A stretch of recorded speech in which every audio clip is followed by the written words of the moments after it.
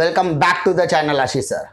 आज के इस वीडियो में हम बात करने वाले गोंडवाना यूनिवर्सिटी के जो प्रपत्र अ और प्रपत्र ब था उसमें कुछ मॉडिफिकेशन किया गया, उसको अपडेट किया गया है। जैसा कि आप सबको पता है, प्रपत्र अ में जो पहला प्रपत्र अ और ब आया था उसमें क्लियरली मेंशन किया गया था कि जो भी मुझे अगर एग्जामिनेशन नहीं देना है तो मुझे वो सारी चीज़ें डिटेल में फिल करनी थी और फिल करने के बाद ऑन एन एवरेज बेसिस पे मार्क्स देना चाहिए था। तो और प्रपत्र ब में ऐसा था कि मुझे एग्जामिनेशन देने की इच्छा है लेकिन उसका जिम्मेदार सिर्फ मैं ही होगा। प्रपत्र अ में भी सेम जिम्मेदारी दी गई थी। लेकिन अब जो नया अपडेटेड सर्कुलर आया है, वो सर्कुलर आने का मेन मकसद ये है कि बहुत सारे बच्चों ने इस तरीके की प्रतिक्रिया दी थी कि जिस तरीके से ऑन एन एवरेज कैलकुलेट किया जाएगा उससे हमारे मार्क्स कम ही होने वाले हैं।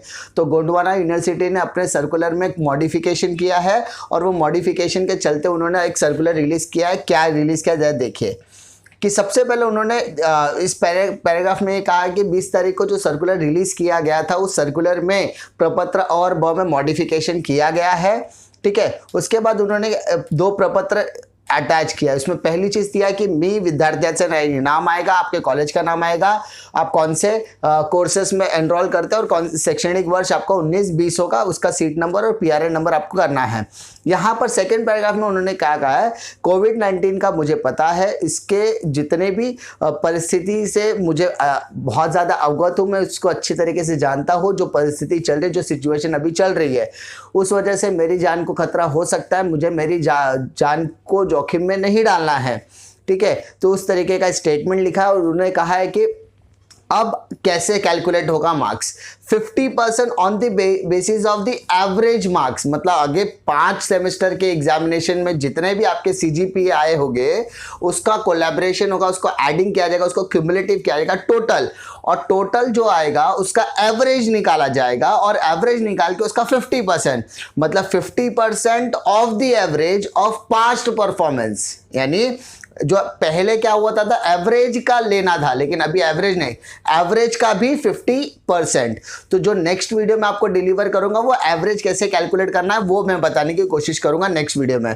फिलहाल एवरेज का 50% प्लस 50% यूनिवर्सिटी इंटरनल एग्जामिनेशन या इंटरनल इवैल्यूएशन करेगा। देखिए यहाँ पर कि 50% या आधारे अंतिम सत्राचा परीक्षेचा निकाल घोषित करण्यात, यानी आपको इंटरनल इवैल्यूएशन किया जाएगा। आपका यूनिवर्सिटी आपका इंटरनल इवैल्यूएशन कंडक्ट करेगा, किसी भी तरीके से कर सकता है, चाहे वो एमसीक्यू पैटर्न की तरफ से करे, असाइनमेंट सबमिशन करे या आपका वाइवा प्रेजेंटेशन करे, कैसे भी करे, डजेंट मैटर। 50-50 से आपका अब इवैल्यूएशन किया जाएगा। ठीक है, और मुझे इस 50-50% का रूल का पता है तो भी मैं एग्जामिनेशन नहीं देना चाहता, यह प्रपत्र अ कहता है। प्रपत्र ब क्या कहता है, प्रपत्र ब का स्टार्टिंग का 2 पैराग्राफ सेम है, सिर्फ लास्ट की लाइन अलग है कि मुझे पता है कि सिचुएशन कैसी है, सिचुएशन के हिसाब से मैं अपनी जान को जोखिम में नहीं डालना चाहता, लेकिन जो यूनिवर्सिटी ने 50-50 का फॉर्मूला किया है वो मुझे पता है, लेकिन उसके बाद भी मैं अभी अपने भविष्य की चिंता करता हूँ और मुझे एग्जामिनेशन देने की इच्छा है, ये प्रपत्र ब कहता है। तो यहाँ पर उसे बच्चे को सबमिट करना है।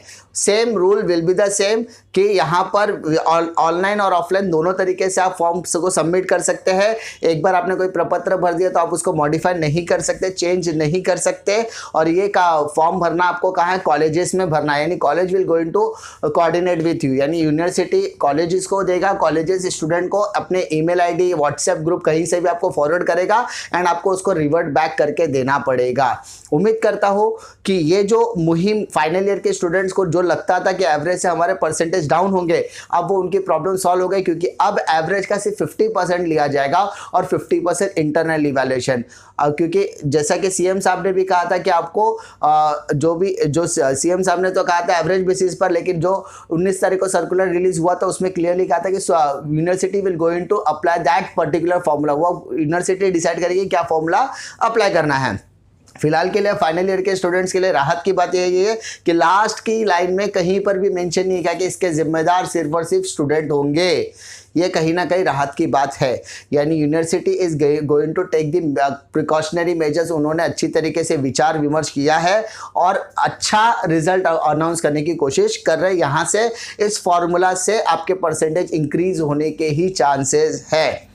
उम्मीद करता हूँ कि आपको ये वीडियो पसंद आएगा। पसंद आता तो लाइक करो, दोस्तों में शेयर करो। इसी तरीके के एजुकेशनल अपडेट के लिए इस चैनल पर बने रहिए। मिलता हूँ मैं आपको नेक्स्ट वीडियो में, तब तक के लिए जय हिंद।